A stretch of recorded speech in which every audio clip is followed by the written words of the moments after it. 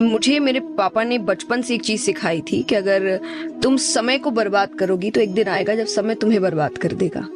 ये समय का खेल है। तो मुझे हमेशा से ऐसा लगता है कि समय बहुत मायने रखता है। Time is money, time is valuable. ये घूम के नहीं आता। बाकी सब चीज घूम के आ सकती है पर ये समय कभी घूम के नहीं आता। मैंने कल ही एक्चुअली शायद अपने पेज पे पोस्ट किया था। मैं रास्ते से कहीं जा रही थी और मुझे कहीं पर मेला दिखा था और मैंने कहा था कोई मुझे मेरा बचपन लौटा दो। पर मुझे पता है कि वो कभी नहीं हो सकता, कि वो समय आपका कभी वापस नहीं आएगा। तो जरूरी है कि आप उस समय को बर्बाद मत करिए।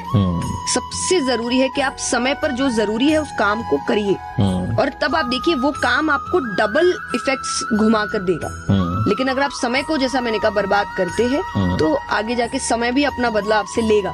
तुमने मुझे बर्बाद किया था, अब तुम्हें जरूरत है मेरी, तो मैं नहीं आऊंगा। आज एक बहुत बड़ा रीजन है ग्रोथ नहीं होने का कि हम सुनते ही नहीं है। आप YouTube पे कोई वीडियो भी अगर चला रहे हैं, हमारे सुनने की कैपेसिटी इतनी कम है कि कुछ सेकंड सुनेंगे, अगर उनको लगेगा कि मेरे लिए एंटरटेनिंग है तो ठीक है, अदरवाइज वापस स्वाइप कर दो, हटा दो। क्यों? नहीं भी हुआ, वेट ना, थोड़ा सुन लो। बट सुनने की कैपेसिटी इतनी कम हो गई है लोगों की। और मैं ये अपने सेशंस में भी कहती हूँ कि कोई कारण है, दो कान और एक मुंह है। कि बोलो कम, सुनो ज्यादा।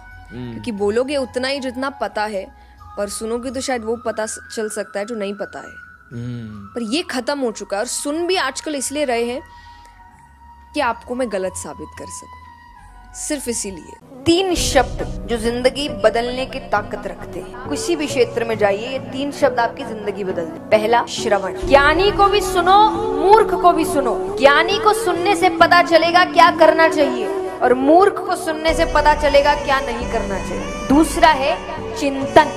अब सुन तो लिया, कि जो सुना अब उसके बारे में चिंतन, विचार करे, मेरे लिए क्या सही है, क्या गलत है, ये बात मेरी जिंदगी पर कैसे लागू होती है, कैसे मुझे इसको काम करवाना है। तीसरा है मनन। चिंतन कर लिया, समझ आ गया क्या अच्छा है क्या बुरा है, बस वहीं छोड़ दिया, उसको जीवन में उतारा नहीं, तब भी कोई फायदा नहीं। तो इसलिए अच्छी बात ही जीवन पर उतारनी चाहिए।